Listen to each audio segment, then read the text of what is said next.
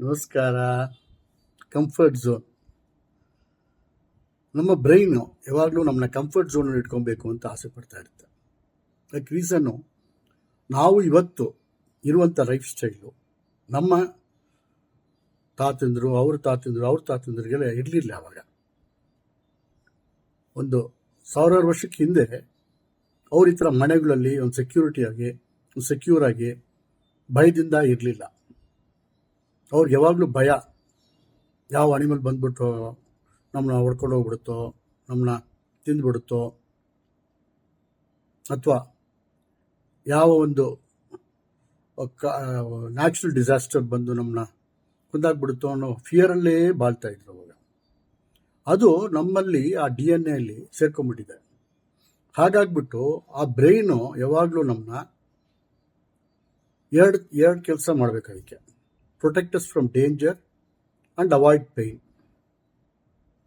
ಈ ಡೇಂಜರ್ ಅನ್ನೋದು ಅವಾಗಿತ್ತು. ಅವಾಗ ವೈಲ್ಡ್ ಅನಿಮಲ್ಸ್ ಅಟ್ಯಾಕ್ ಮಾಡ್ಬೋದು, ಅಥವಾ ನ್ಯಾಚುರಲ್ ಡಿಸಾಸ್ಟರ್ಸಿಂದ ಅಳಿವಾಗ್ಬೋದು, ಅಥವಾ ಎಷ್ಟೋ ಡಿಸೀಸಸ್ ಇತ್ತು ಅವಾಗೆಲ್ಲ. ಅವಾಗ ಅದಕ್ಕೆ ಒಂದು ಮೆಡಿಸನ್ನೋ ಅಥವಾ ಒಂದು ಸೈನ್ಸ್ ಇಷ್ಟೊಂದು ಟೆಕ್ನಾಲಜಿ ಡೆವಲಪ್ ಆಗಿರಲಿಲ್ಲ. ಹಾಗಾಗ್ಬಿಟ್ಟು ಅವ್ರು ಯಾವಾಗಲೂ ಸಾವನ್ನ ದಿನ ನೋಡ್ತಾ ಇದ್ರು. ಅವಾಗ ಯಾವಾಗ ಸಾವು ಬರುತ್ತೆ ಅನ್ನೋದು ಅವ್ರಿಗೆ ಗ್ಯಾರಂಟಿ ಇರಲಿಲ್ಲ. ಹಂಗಾಗ್ಬಿಟ್ಟು ಆ ಭಯ ಇತ್ತು ಯಾವಾಗಲೂ ಅವ್ರಿಗೆ. ಆ ಭಯ ನಮ್ಮಲ್ಲೂ ಇವತ್ತು ಕಂಡು ಬರ್ತಾ ಇದೆ. ಅದಕ್ಕೋಸ್ಕರ ಏನಾಗುತ್ತೆ, ನಮ್ಮ ಮೈಂಡಲ್ಲಿ ಇರೋದ್ರಿಂದ ಅದು ಯಾವಾಗಲೂ ನಮ್ಮನ್ನ ಈ ಡೇಂಜರ್ ಇದೆ ಪ್ರೊಟೆಕ್ಟ್ ಮಾಡೋಕ್ಕೆ ಯೋಚನೆ ಮಾಡುತ್ತೆ. ಮತ್ತು ನೀನು ಈ ಕೆಲಸ ಮಾಡಿದ್ರೆ ನಿನಗೆ ನೋವಾಗ್ಬೋದು, ನಿನಗೆ ಒಂದು ಕಷ್ಟ ಬರ್ಬೋದು ಅಂತ ಅದು ಯಾವಾಗಲೂ ನಮ್ಮನ್ನ ನೆನೆಸ್ಕೊತಾ ಇರುತ್ತೆ. ಅದು ಬಂದು ಅದು ಕೆಲಸ ಮಾಡ್ತಾ ಇರ್ತದೆ. ನಾವು ಅದನ್ನು ಮೀರ್ಕೊಂಡು ಏನೇ ಬಂದ್ರೂ ನನ್ನ ಕರ್ತವ್ಯ ಇದೆ, ನನ್ನ ಕೆಲಸ ಇದೆ, ನನ್ನ ಒಂದು ಪರ್ಪಸ್ ಲೈಫಲ್ಲಿದೆ, ನನ್ನ ಸಂತೋಷ ಪಡಿಬೇಕಂತಂದರೆ ನಾನು ಕೆಲಸ ಮಾಡಲೇಬೇಕು. ನಾನು ಈ ಒಂದು ಭಯದಿಂದ ನಾನು ಬಾಳ್ಕೊಡ್ದು, ಭಯ ಬಿಟ್ಟು ಆಚೆ ಬಂದು ಬಾಳಿದ್ರೇ ನನಗೆ ಲೈಫು ಅಂತ ಅಂದ್ಬಿಟ್ಟು ನಾವು ಒಂದು ಡಿಸಿಷನ್ ತೊಗೊಂಡ್ರೇ ನಮ್ಮಲ್ಲಿ ಪ್ರೋಗ್ರೆಸ್ ಆಗೋದು. ಸೊ ಈ ಕಂಫರ್ಟ್ ಝೋನಲ್ಲಿ ಯಾವಾಗ ಇರ್ತೀವೋ ನಾವು, ಅದು ಕಷ್ಟದಲ್ಲೇ ಇರ್ತೀವಿ ನಾವು.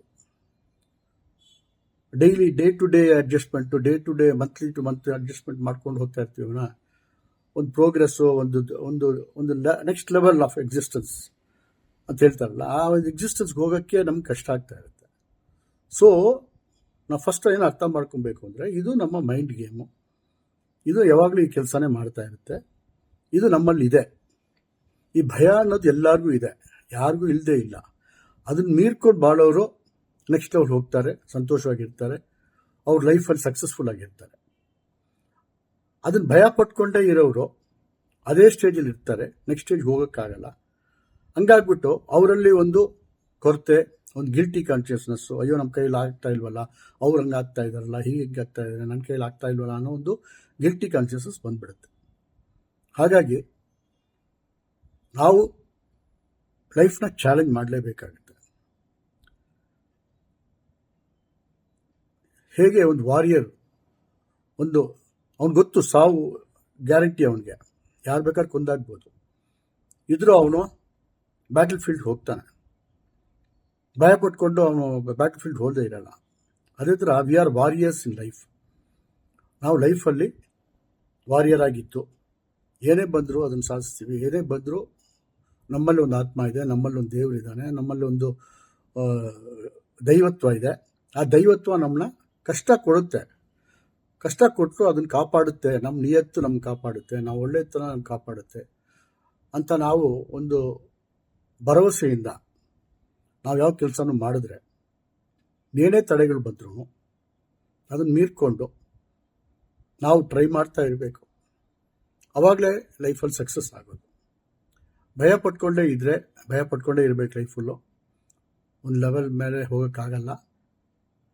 ಮತ್ತು ನಮ್ಮಲ್ಲಿ ಕೊನೆ ಗಳಿಗೆಗಳಲ್ಲಿ ಇನಿಷಿಯಲ್ ಆಗಿರೋದು ಏನೋ ನಾವು ಕೆಲಸಗಳು ಮಾಡ್ಕೊಂಡು ಹೋಗ್ತಾ ಇರ್ತೀವಿ. ನಮ್ಮ ಕೊನೆ ಗಳಿಗೆ ಅನ್ನೋದು ಬರೋವಾಗ ನಾವು ಹಿಂದೆ ನೋಡುವಾಗ, ನಾನು ಇದನ್ನು ಟ್ರೈ ಮಾಡಿದರೆ ಚೆನ್ನಾಗಿರ್ತಾ ಇತ್ತು, ನಾನು ಇದನ್ನು ಮಾಡಲಿಲ್ಲ, ನಾನು ಯಾಕೆ ಇದು ಮಾಡಲಿಲ್ಲ, ನನಗೆ ಕೆಪಾಸಿಟಿ ಇತ್ತಲ್ಲ, ನನಗೆ ಟ್ಯಾಲೆಂಟ್ ಇತ್ತಲ್ಲ ನಾನು ಯಾಕೆ ಮಾಡಿಲ್ಲ ಅಂದ್ಕೊಂಡು ಕೊರಗೋ ಒಂದು ಸಿಚುವೇಶನ್ ಬಂತು ಅಂದರೆ ಅದಕ್ಕಿಂತ ಒಂದು ದೊಡ್ಡ ಗಿಲ್ಟ್ ಯಾರಿಗೂ ಇರಲ್ಲ.